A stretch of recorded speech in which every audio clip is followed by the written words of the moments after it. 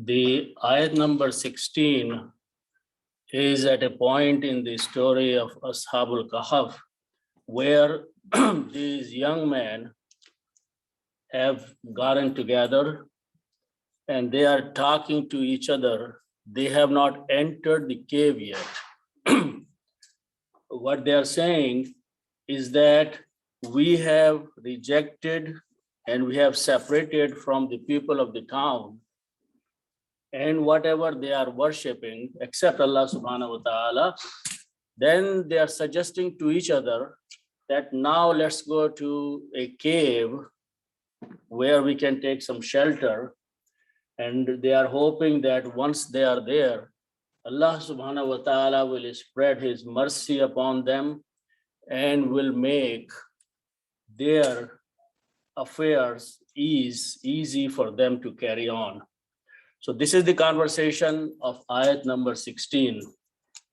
So let's translate first. A'udhu billahi minash shaitanir rajim. Bismillahir rahmanir rahim. So remember that these young men are talking to each other and they are saying among each other, "Wa idh tazaltumuhum." So now when you have withdrawn or separated or isolated yourselves from these people who are the people of the town, وَمَا يَعْبُدُونَ, and whatever these people are worshipping, the people of the town are worshipping, illallah, except Allah subhanahu wa ta'ala. So they are withdrawing themselves from the people and their false deities and false gods, except Allah subhanahu wa ta'ala. Then after that, they are saying that now you have already left them behind. Now let's go to the cave. Fa'awu ilal kahfi. So let's take refuge, let's take shelter in the cave. So now what's happening? There is a conditional statement then which implies that if we did that, if we took the shelter, yanshur lakum rabbukum, then your Lord will spread his mercy, mir rahmatihi, of his mercy, wa yukhayyi lakum, and he will provide for you, min amrikum, in your matter, in your affair, mirfaqa, and ease to conduct rest of the affairs. So at this point, which is the end of ayat number 16, the ayat number 17 starts. Now what has happened is that these young men have entered the cave and Allah subhanahu wa ta'ala has put them to sleep. So this is the gap in between to be understood. And because in the beginning of the story, some of the details were mentioned here. So the situation in number 17, ayat number 17, is that these young men are already sleeping. And then Allah subhanahu wa ta'ala mentions a situation here, a sign of his, by saying, وَتَرَى الشَّمْسَ. Allah subhanahu wa ta'ala is telling the reader of the Quran that if you were there present, you would see the sun or the sunlight. إِذَا طَلَعَتْ, when it will rise, or the sun will start rising, just coming out in the morning, tulu, تَزَاوَرُ عَنْ كَهْفِهِمْ, that sunlight will move away from their cave. ذَاتَ الْيَمِينِ, on the right hand side. Then Allah subhanahu wa ta'ala says the second part of the sign is that وَإِذَا غَرَبَتْ, so when the sun or sunlight will be at the time of setting in the evening, Allah says تَقْرِضُهُمْ, it will turn away from them. ذَاتَ الشِّمَالِ, on the left hand side. Now from this situation it seems that next two words say وَهُمْ فِي فَجْوَةٍ مِّنْهُ, while they were in the open space of the cave. So it seems like the shape of the cave that they entered from the entrance, and once they are inside, there's some open space. And open space is such that if this sign of Allah was not there, then during the daytime, they will be in sunlight. During the nighttime, they will be in the dark. But here, when Allah says that the sign that Allah subhanahu wa ta'ala is mentioning is that when from their right side of the cave, the sun start rising, these beams of the light, when they arrive to the cave from the sun, they will bend away in the right direction. So they will not enter where they are laying, or they will not shine on the people where they are laying. Then sun will continue, and in the evening time, and there are many interpretations, the sun, when it is setting, it is a time again that because of the situation of the cave, the light may shine on their faces. Allah says at that time, by the power of Allah subhanahu wa ta'ala, he turned the beams of the light away on the left-hand side of the cave while they are still laying in the middle and sunlight is not reaching them. Allah says, ذَلِكَ مِنْ آيَاتِ اللَّهِ. This is of the signs of Allah subhanahu wa ta'ala. مَنْ يَهْدِ اللَّهُ, whomsoever Allah guides or decides to guide, فَهُوَ الْمُهْتَدِي, he is the one who is guided. But on the other hand, وَمَنْ يُضْلِلْ, whomsoever Allah subhanahu wa ta'ala leaves or sends in the state of astray or misguidance, Allah's telling the reader, Falan tajida lahu, you will never find for such a person waliyam murshida, a friend, a protector, or a guide. Okay. So this is the end of ayat number 17. So now we'll go back, but before we go and do a detailed breakdown, there are certain rules of vocabulary and grammar they are applying here, they are repeating here. So I want to go over and briefly touch on those. So when we reach to the actual sentences, we should be able to understand which rule and why it is applying. So just taking our example, if we have these three template letters that we use, fa'ala, and the meaning of this is to do. If I want to make a command, an order, the rule for that is that in these three cases, I put an alif in the beginning and combine these three letters like this. And the harakat will be if al. So when you make this sentence like that, or the word like that, it becomes a command. What is command here in English? You drop to, it'll become do. So if you are telling someone do, you are issuing a command, you're issuing an order, telling the person to do something. Now, if you are using the word for Allah subhanahu wa ta'ala, you are actually supplicating, you're making dua, you're requesting. Word is same, but at that time, this command will be a dua for Allah subhanahu wa ta'ala. So this is the grammar of one person. If you are telling one person do something, you say if al. If you have more than one person and you want to do that, the rule for that is that you just add a waw at the end with a sukoon and an alif with a little circle which is not read, only written. It's called alif firqaya. So when you add these two things at the end of singular, it will become a plural. Now, because this last letter lam has a sukoon, waw has a sukoon, you cannot pronounce. So we change this one by a dhamma and it becomes if alu for the pronunciation. Now this became the command of going to multiple people. If you have many people and you want to tell them do something, you will say if alu. Now this is just simple rule. Now what I want to do is expand this a little bit further. These are three letters, fa, ain, and lam. In the Arabic letters, there are three other letters which are alif, waw, and ya. Three other letters, these are called weak letters or huruf illat. And the situation changes a lot when they are there. Huruf illat, illat is alil, alil means sick. And in English, they are called weak letters. So what happens when these letters, any of these or more than one or two or three, are actually the part of those three letters, then many rule changes. Okay, so let's see how that happens. These are the weak letters, huruf illat. Keep them in mind.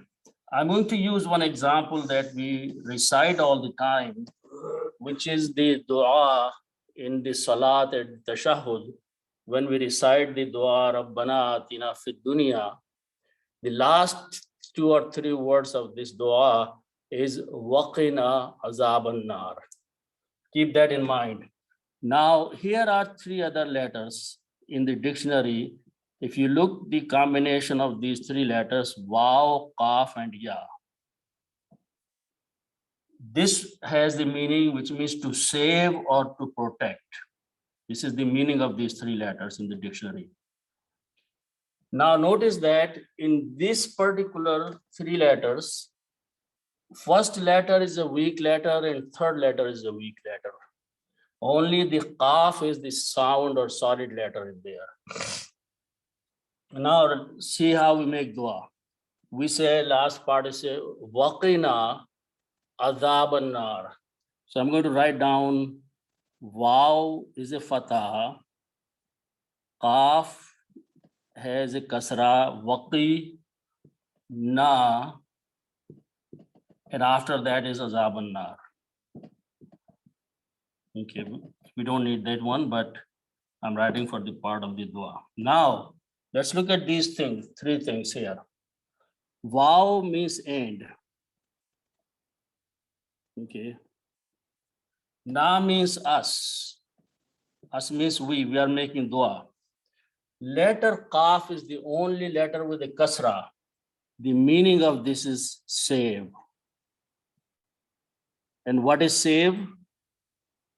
Is a command here, because to save is waw, kaf, and ya, but only one letter is existing here.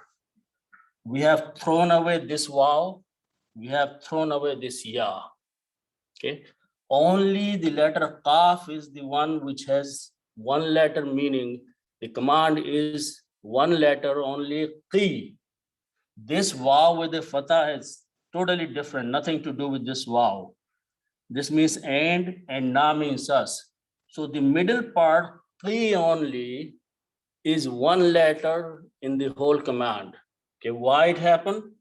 As I mentioned to you that in the original, there were three letters, but two of them were weak letters.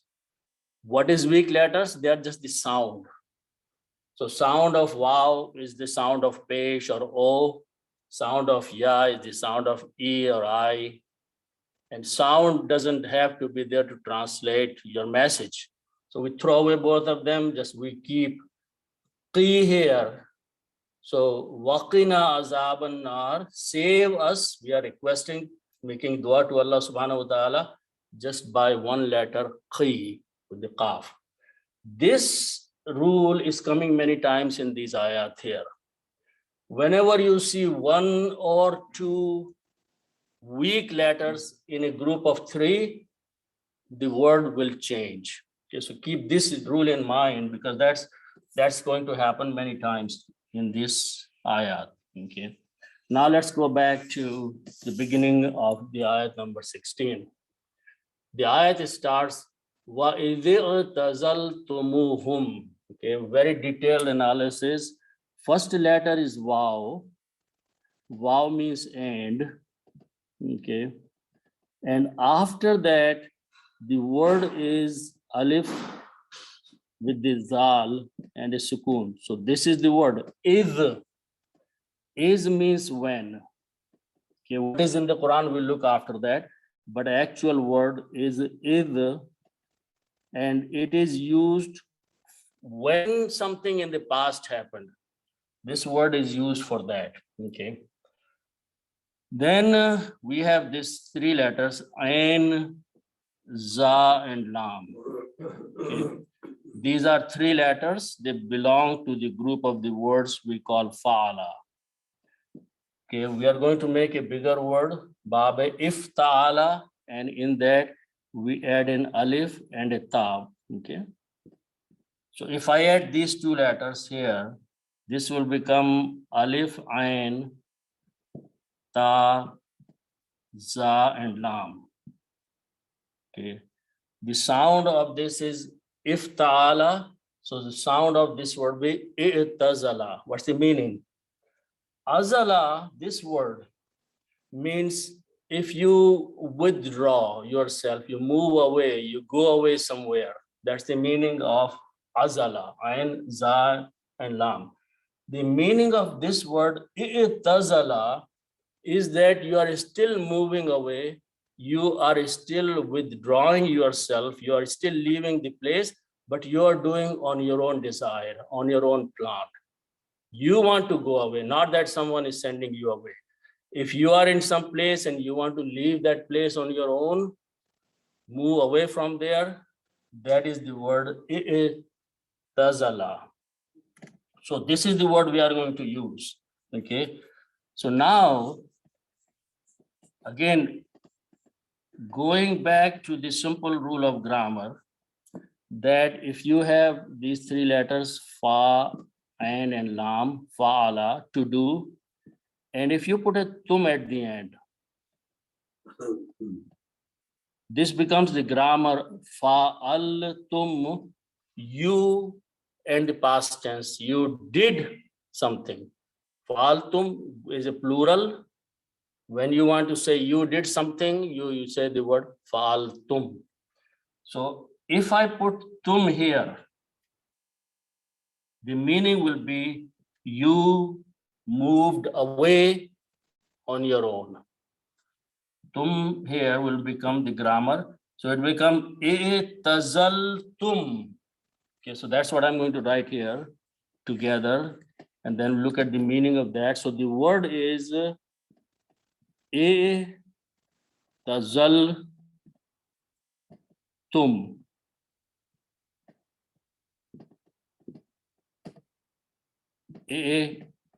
I'tazaltum. The meaning of i'tazaltum, fa'altum, you did. I'tazaltum, you moved away. You have already moved away. You have already withdrawn. You have already left the town. Okay. That is the word i'tazaltum. Okay. So what is happening? They are talking to each other. These number 7 or 5 young men, they have moved out of the town. They are sitting somewhere, maybe on in an open area or somewhere, and they are having a conversation with one another.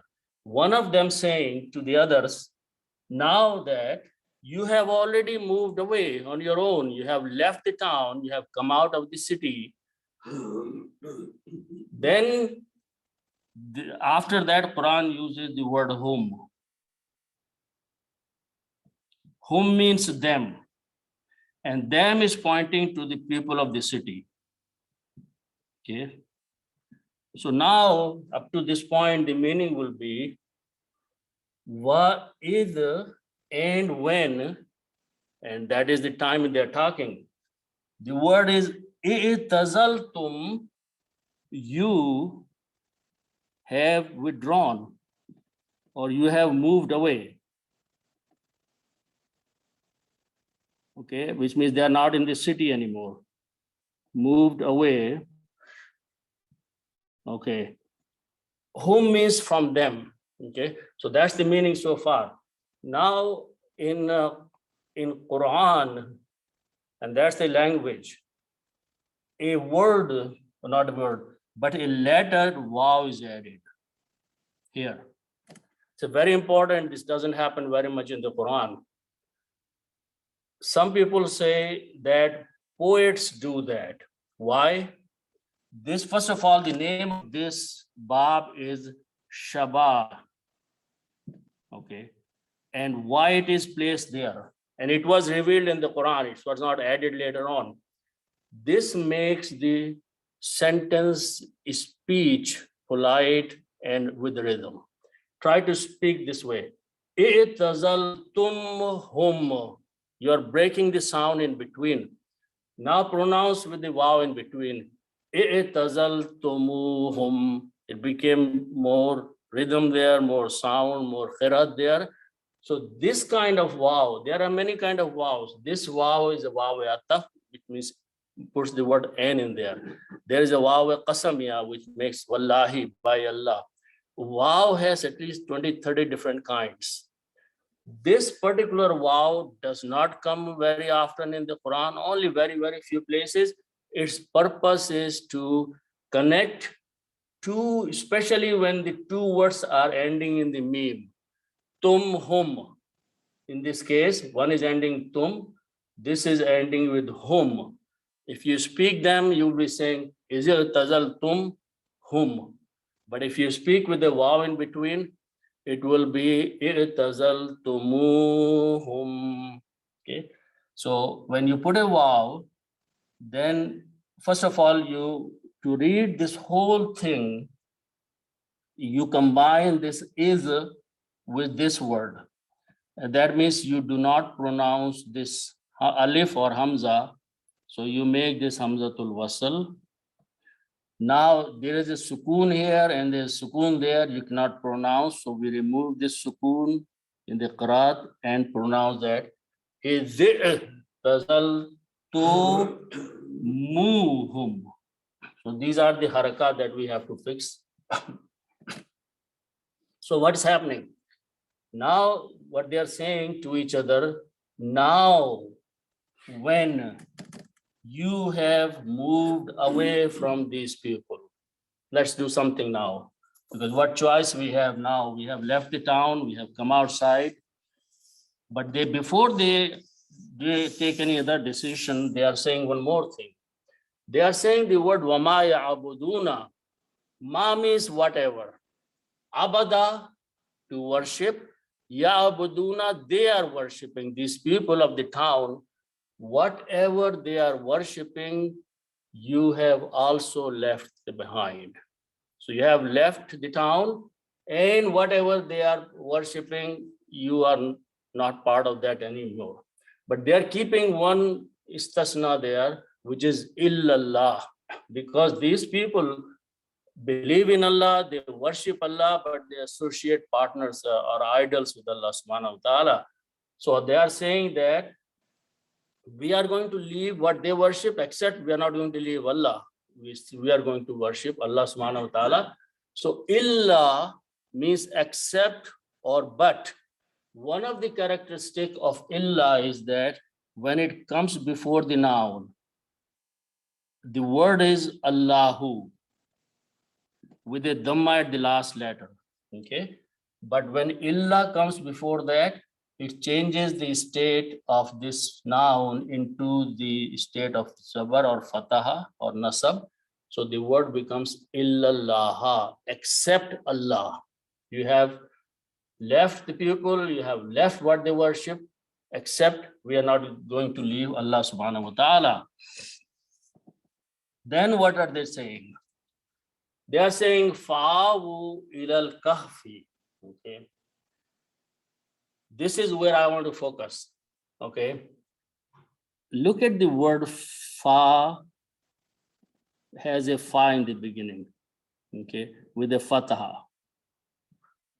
This letter means so or then. So let's just write down meaning then. Okay.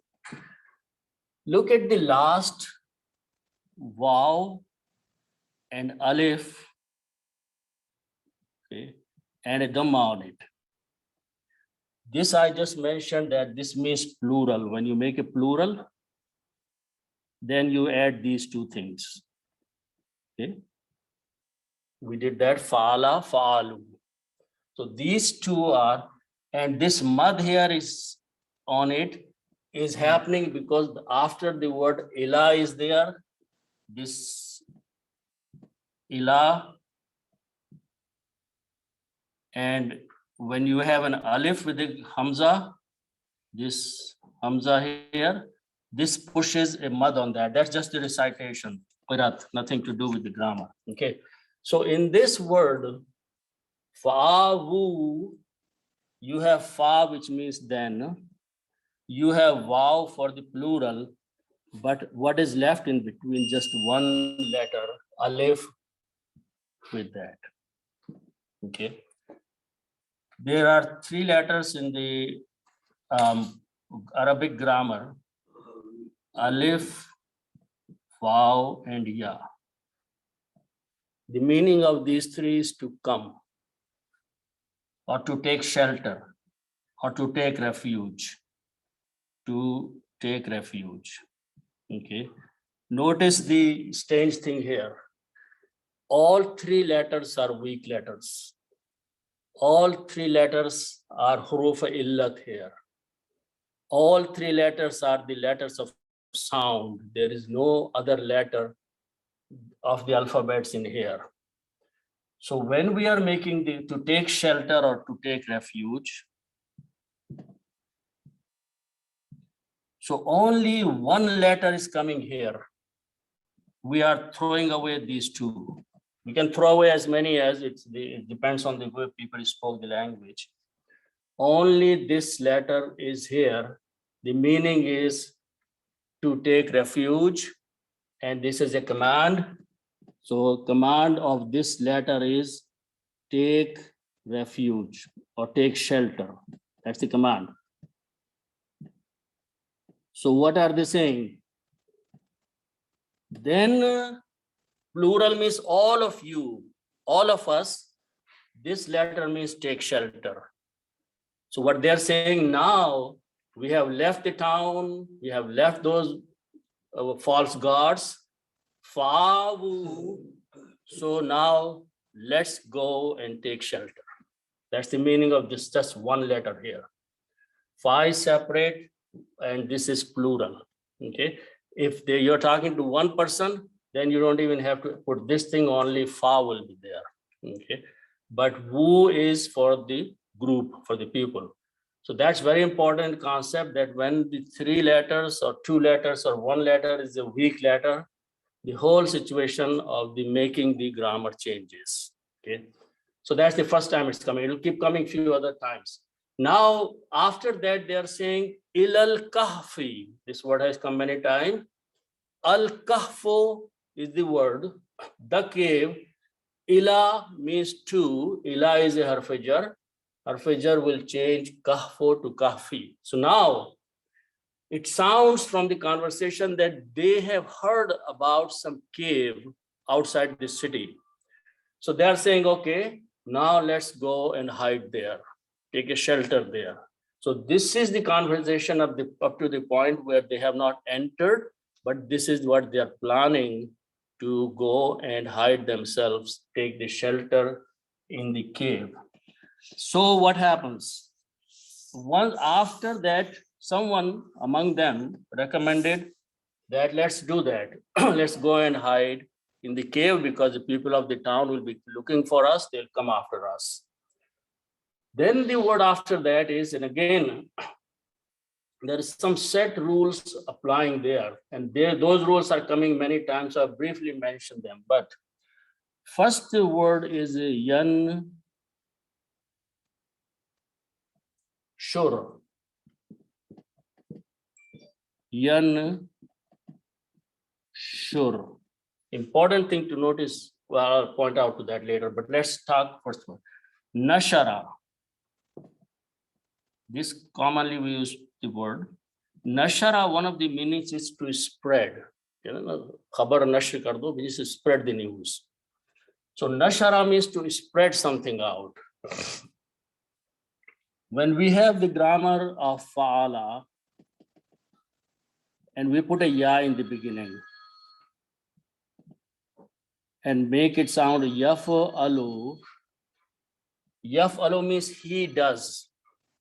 Yaf'alu, he third person and present tense. So if we put a ya here, it will become yan Shuru. Important thing I want to point out, always this last letter will have a dhamma on it. Yaf'alu. This middle letter may change fatah as dhamma kasra, but in order to take the proper grammar, this letter, last letter will have a dhamma on it when you start making the grammar. So what's the meaning of yanshuru? Yanshuru means he will spread or he spreads. It's mudare. Okay. From the context, it will be taken as he will spread. Notice important thing, the meaning is the word, the grammar that you create from the three letters has a dhamma at the end. In the Quran, there is a sukoon. What happened there? What is changing it? And how it is changing the meaning of the word. Okay. Obviously, whenever we make any change, meaning changes. So word is yanshuru. He, and we at this time we don't know, but later on we will know that he is Rabbukum, your Lord. Okay, which is a common word. But the important thing is that here is a third person, he will spread. So far the meaning is spread. Now, in the formation of the Quranic sentences, few things are assumed for the simple reader to understand. So here is something in the parenthesis, which is called hazaf. Okay. And you can put a sentence there or some words. So here I'm going to put that if you took shelter, or you went to the cave, you can put anything. If you went to cave, condition, if you don't do it, nothing will happen. Proposal is let's go to the cave. Then they are saying, yes, if we went to the cave or you went to the cave among ourselves, then something will happen. If we didn't go, then nothing will happen. So this is a conditional statement. And then whenever there is a conditional statement, there is a response of the condition, which is called jawab-e-shart. Some of the places, the Arab, they call talab and jawab-e-talab. Shart or jawab-e-shart, which is the similar thing. You do something, then something will happen. If you don't do something, nothing will happen. So after they made the proposal that let's go to the cave, then they are saying, if we went to the cave, then something will happen. What will happen? The word is yan shuru. He will spread. But when we bring the concept of shart and jawab-e-shart, to bring that concept, we replace this dhamma by sukoon. So if you see a sukoon here, true grammar is dhamma here, yanshuru. But if you notice that the writer of the text has changed dhamma to a sukoon and pronouncing yanshur, that means this whole sentence is now a shart and jawab-e-shart sentence without telling.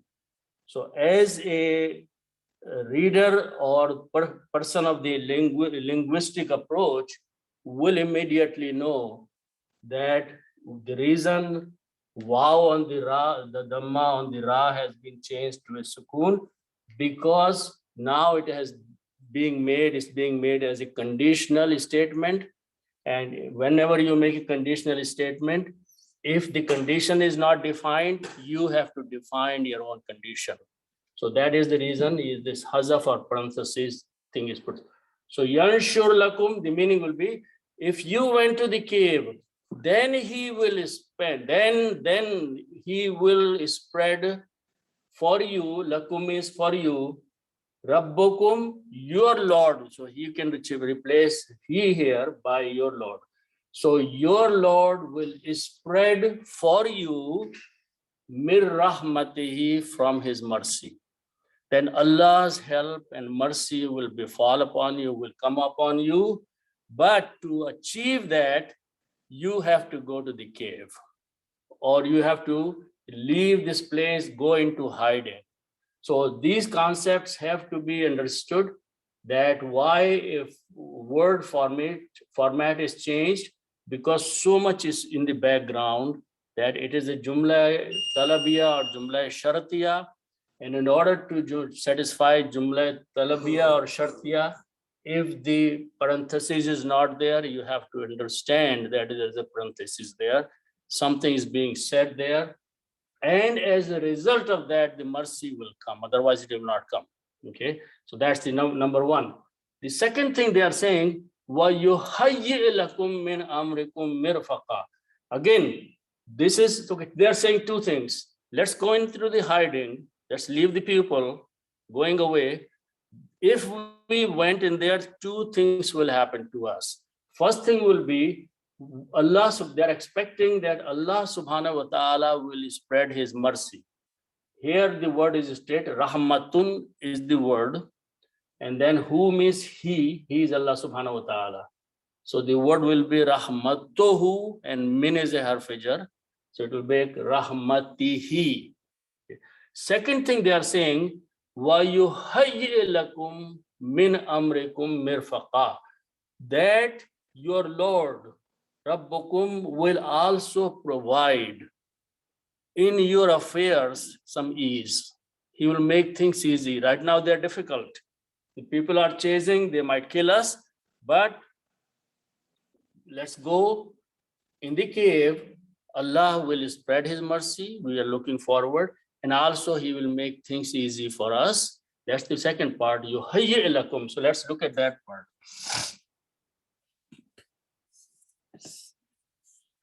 So the root letters are Ha, Ya, and Alif. Three letters. They belong to the group of the words called Fa'ala. We are going to make a bigger word by putting a Shadda in the middle. So this will become Hayya. Okay. The meaning of Hayya is to provide something, to facilitate something, okay, to give someone something to help him. Okay, so that's the meaning of Hayya. Again, the rule is that if I put Ya in the beginning, this Ya brings the meaning of third person he and present tense or future tense, which is called Mudare. Okay, so the word is Yuhayyi now. Okay, Yuhayyi, always when you make the grammar, the last letter has a Dhamma. Yan Shuro. So this last letter will have a Dhamma here. However you sound this, but that's the word. That means he, third person, will provide. That's the meaning so far. Again, this word is coming as a jawab shart. If you went to the cave, then he will provide. So in order to do that, we change the last letters Dhamma to a Sukoon. And because this is a weak letter, we just throw away completely. And the word is left as Yuhayyi. That's the word in the Quran. The last, Sukoon is there. Okay. So Allah subhanahu wa ta'ala is saying that these young men are saying, وَيُهَيِّئْ, and he is Allah subhanahu wa ta'ala, will facilitate, will provide, will give you. Lakum means for you. Min amrikum. Again, simple words. Amrun means your affair. Amrun means affair. Okay. Amrun. And then you combine with the kum means you. And mudaf alayh will make amrukum. Amrukum means your affairs. When you put min means from, min is a harfajar. Harfajar will change amro to amri. Okay. So those are the words of the Quran. Min amrikum means in your matter, in your affair, whatever situation you are in right now, Allah subhanahu wa ta'ala will provide some additional help in there. And the word for that is being used as a mirfaqa. Mirfaqa is from the word rafaqa. Rafaqa, we know this word rafiq, someone who is helper or friend, rafaqa. The noun we make mirfaqun. This is the word mirfaqun. Mirfaqun means something which is made easy. Okay, so that's the meaning of the noun mirfa. Last letter is qaf, has two dhammas, and in the original state, the word is mirfaqun. It means ease, to make it comfortable, something. Okay. Now this is coming as a maful of yuhayyi. He will provide ease for you. So whenever this comes as a maful, we change to the mas to two fathas and we add an alif there. So the word becomes murfiqan. When we stop at the end of the ayat, we pronounce murfiqa. Okay, so that is the end of this ayat. That Allah subhanahu wa ta'ala, condition is that let's go to the cave and Allah subhanahu wa ta'ala will provide his mercy upon you, will give or spread his mercy upon you. And then whatever is going to happen afterwards, he will make things easy for you. He'll bring easiness in that. Then Allah subhanahu wa ta'ala is saying that these men have gone there, they entered the cave. Allah subhanahu wa ta'ala in the previous ayat mentioned that he covered his ears, he put them to sleep, their ears, he put them to sleep. And then after they fell asleep, the sun's position is being adjusted every day. The sunrise and sunset, light entering to the cave is being managed, controlled by Allah subhanahu wa ta'ala. It's not like a natural phenomena anymore, but a different type of phenomena is taking place. Now again here, the word is ra'a. Ra'a means to see. Okay. And if you, if you have these three letters, fa'ala, and you put a ta in the beginning, this becomes the grammar of you, second person, and present tense or future tense. So tafa'alu means you do. If I put a ta here, it'll become, if I pronounce the same way, tafa'alu, this will become tar ayu. Okay. Without changing, keeping the rule of the grammar exactly, tar ayu will be you will see. Tafalo you will do, tar ayu you will see. Now, one more thing is happening here in this ayat. Who is you here? Allah is saying that you will see. Who is you? You is reader of the Quran or Prophet Sallallahu, or you and me. Okay. Allah subhanahu wa ta'ala is addressing, says, but there is again a hazaf, a parenthesis in there in the beginning, which is if you were there, you would see. If you happen to be there, then you would see. So that's what being said here in this ayat, that you are not there, so you don't know. Just like you, when you read the surah Alam Tara Kaifa Fa'ala, have you not seen what Allah did? Condition is there, if you were there, you would see. If you were not there, you will come to know. Then the translation here, you can translate Watara, and you would have known if you were there, or you know it now. However, you understand that Allah subhanahu wa ta'ala is telling the reader of this ayat that if you happen to be there, you will see a sign and miracle of Allah subhanahu wa ta'ala. If you did not see, I'm telling you, this is what I did. Allah is saying that. Watara. So, okay, so what happens is that when you bring again a condition, Then this last letter, Dhamma, will change to a Sukoon. We just saw that in Yanshur. Again, you notice that, again, these are two weak letters. This alif we throw away. So it is remaining is tarya, and to pronounce this, we pronounce the sound of fatah, tara. So this is the word so far. Now, again, this will change because when you pronounce, you will say tara. But when you combine with ashams, you even throw the sound of this one. So there is no harakat, just ya is written. So these two letters are the only pronounceable letters. Tara. Tarashamsa. Okay.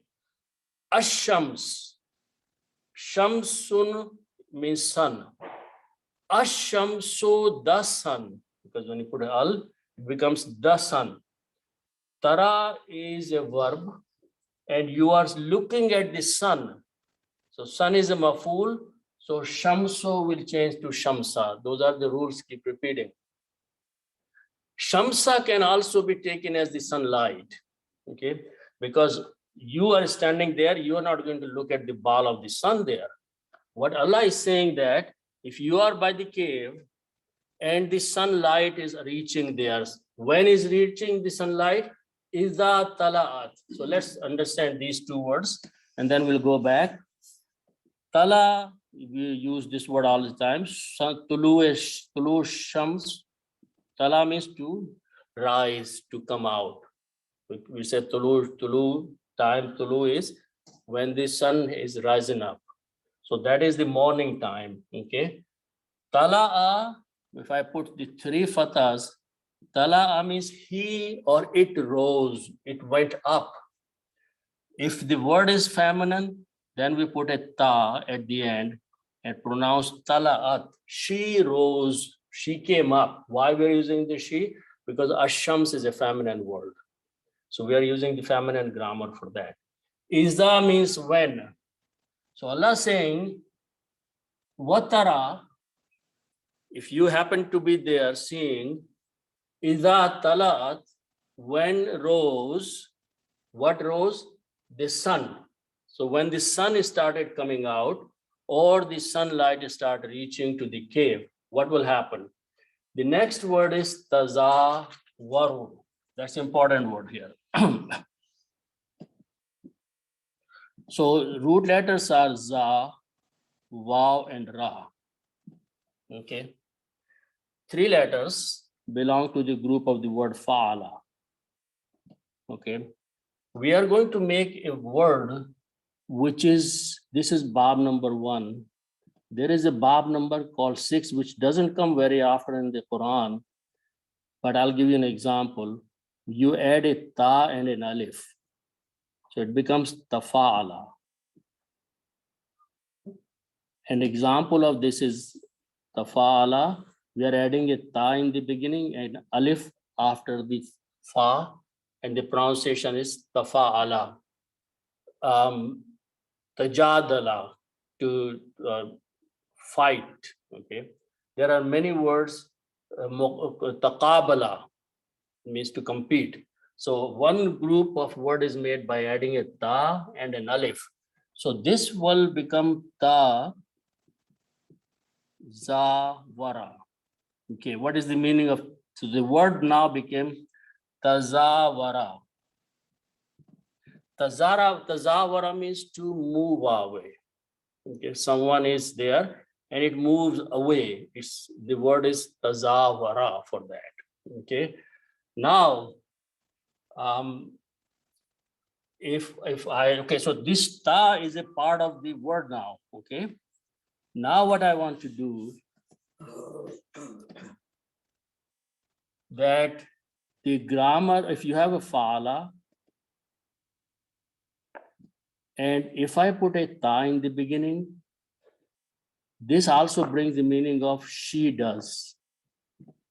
Third person feminine, she does. This is very important. Tafa'alu. So by adding this ta, we bring the meaning of third person feminine, because we know that Shams is third person, so Shams is feminine. So you put a ta in the beginning, this ta here, and last letter will have a tamma. So the word become tatazavaru. Tatazavaru means she moves away, or she will move away. In the recitation, we make this word brief, short, and we do not pronounce this letter there. The letter is there, the meaning is there, but we are not pronouncing this first ta here. So we are pronouncing tazawaru, which is the word in the Quran. Tazawaru means she will move away. You will see when the sun rises, it will move away. The sunlight will move away. Sun will not move away, but the light which is reaching to the cave will move away. An kahfihim. An means from. Kahfihim, their cave. So when it reaches to the cave, it will turn away, it will move away. An kahfihim. Now Allah subhanahu wa ta'ala is mentioning the direction of moving away. Yameen is used for the right side, Shimal is used for the left hand side. If someone on your right hand side, he's on your Yameen. Someone is on your left hand side, it is Shimal. Zat al Yameen and Zat al Shimal, both words are being used. Zat al Yameen means on the right side. Zat al Shimal on the left hand side.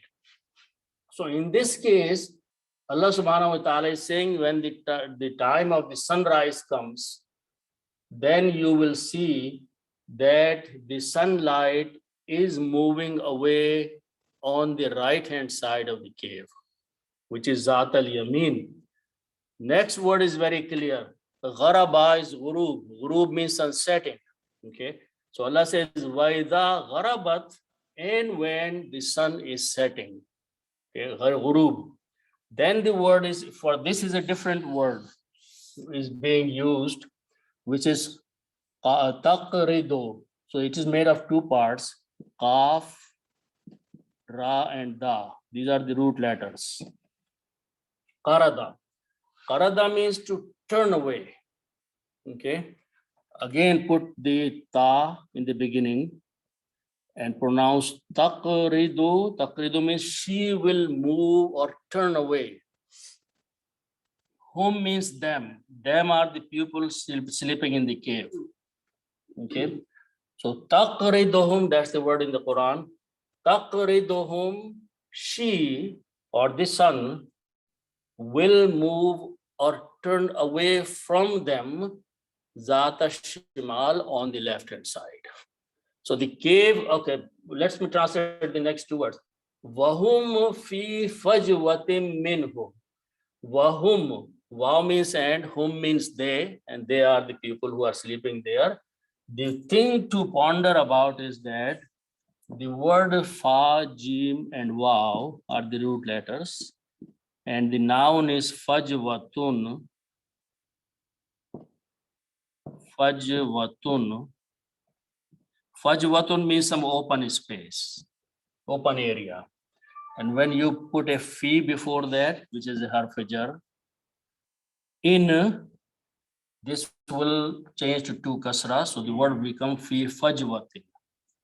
Fi fajwatin, in the open mouth or open space or open area. Wahum, wow can be translated as a while here. Okay.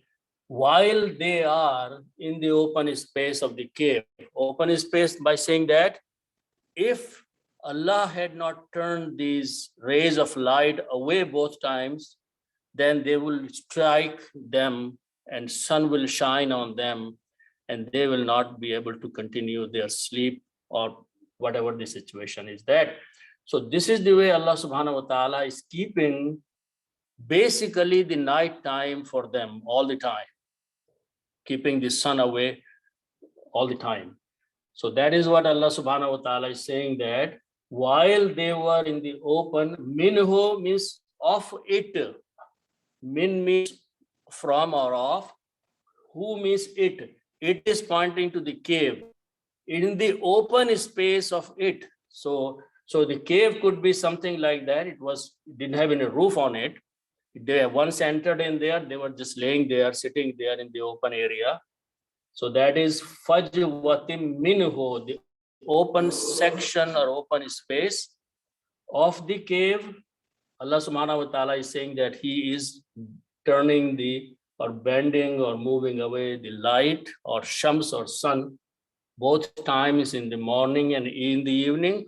And maybe during daytime, there is some other hill or some other areas that blocks the sun. So sun only reaches when it rises and it sets in that place. In the middle, it may not be reaching because of some other reason, some hill or trees or something. But the two times when sun could possibly reach there, it is being stopped by Allah subhanahu wa ta'ala. Zalika min ayatillah. Zalika means this whole thing Allah is mentioning. Ayat is the plural of the signs of Allah. These are the signs of Allah subhanahu wa ta'ala. Again, so this is basically the statement about them ends, and then Allah subhanahu wa ta'ala is making a general statement. Man yahdillah. There is another thing I want to point out. The word is ha, dal, and ya. Hada means to guide. When we put a ya in the beginning, per the rule of the grammar, yahdiyu, the format is yafo alu. So ya brings the again meaning third person, he, and present tense or future tense. So the meaning will be he guides. Okay. Now, one thing I want to point out that we don't pay much attention usually, man. Man means whoever. Now, you are saying by using the man that this is a conditional statement. Whoever wakes up in the morning, he will come for the Fajr. So man is a condition. If whoever or he who doesn't get up, he doesn't go anywhere. So whenever the word man is used in the Quran, it is bringing a conditional statement. Okay, harfe shartiya. So now what's happening? Allah says, again, man does the same thing. It is a conditional statement. And whenever a condition is brought in, it always affects the word after that. Okay, so what happens in this case, it is going to affect the last letter, change it to again a sukoon, and this, just the sound of kasra. Kasra is already there, so we throw away this. So now is man yahdi, then combined with Allahu, whomsoever Allah guides. Man yahdillahu means whomsoever, yahdi, he guides. But the word is Allahu. Allahu has a dhamma, so that becomes 5. Whomsoever Allah will guide or guides. So it's a conditional statement. So what happens if Allah guides? The next two words are defining the jawab condition, the response of the condition, fahuwal muhtadi. Okay. Now, so fa is a jawab condition, then that person, if he doesn't guide, then it will not happen.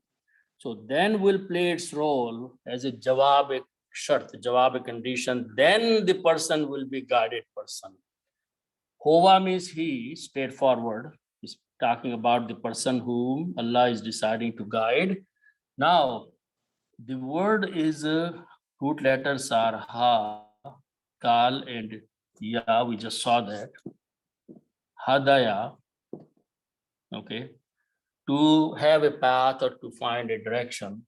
But when you apply the iftala, bab, you add an alif and a ta, so this becomes ehe ta Da. This is the word we use all the time when we say hidayat. Hidayat is from here. Hidayat means the direction, the guidance which is being provided by someone. So this is ihtada, means to guide someone. Two people are involved. What hada means a person is just finding a direction, or but ihtada is if ta'ala, that someone is giving you a direction. Okay, someone is giving you hidayat, someone is giving you guidance. So this is from Allah subhanahu wa ta'ala. So again, many times I've mentioned that if you have a word hasana or ahasana, you can make mohsin and mohsan. Mohsin is the person who is doing good. Mohsan is the person to whom good is being done. Okay, so when you put a fataha, again, notice that there is a fatah here.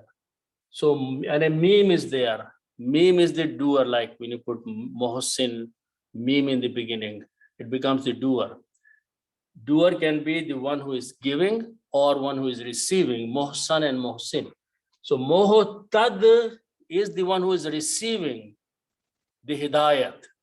If it was muhtid, it is the one who is giving the hidayat. So important thing is that just one letter's harakat is changing this, the meaning of the word. So muhtad. So I'm going to write down that. So you put a meme in the beginning with a dhamma. This becomes the person. Then the three letters are this thing.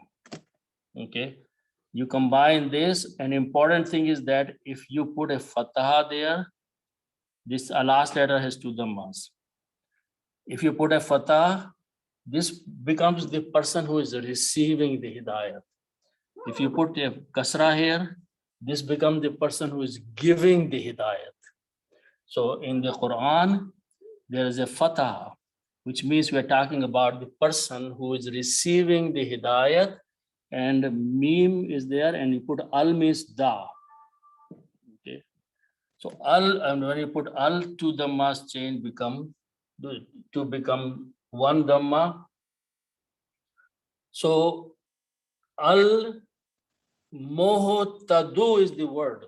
Okay, keep in mind that there were two dhammas, al changed to one. So, and fatah means the person who is receiving the hidayat. So the al-muhtadu is the person who is receiving the hidayat. Now notice that there is a word huwa before that.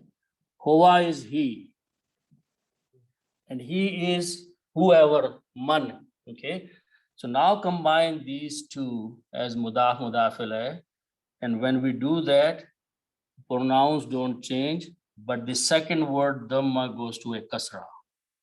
Kitabullahi, Allahu become Allahi. Muhtadu becomes muhtadi. This will not change, otherwise the whole meaning will change. So you must keep this fatah there. This is the receiver of the hidayat. But this change for a grammatical reason, because it's combining with this huwa, meaning doesn't change. Fahuwa, then he is the guided one. Man yahdihillah, conditional statement, whomsoever Allah decides to guide. Fahuwa, then as a result of that, huwal muhtadi, he is the one who is guided. The opposite condition is being mentioned after that. Waman yudlil. Okay, now this time the word dalala is being used. Dalala means to mislead someone, to send someone astray, to turn someone away from the hidayat and guidance. Dalala, dalin we use all the time. So dalala means to send astray, to send on the wrong path. Again, the same formation. Man is there, and yud, word is yud lilu. he sends astray. But man is a conditional statement, and conditional will change this last letter to sukun. Yudlil. If man was not there, it will remain yudlilo. Waman yudlil, whomsoever he decides, Allah decides to send astray. Then Allah says what will happen to such a person. Falan tajida lahu. Important thing is that, okay, first of all, the root letters are waw, jim, and dal. Wajada means to find someone. When a person is a mawjood, mawjood is a person, which means he is there. You can find him. So wajada means to find. Okay. Taf'alu, you will find. Tawjadu, you will find. Okay. Again, the waw is a weak letter we throw away.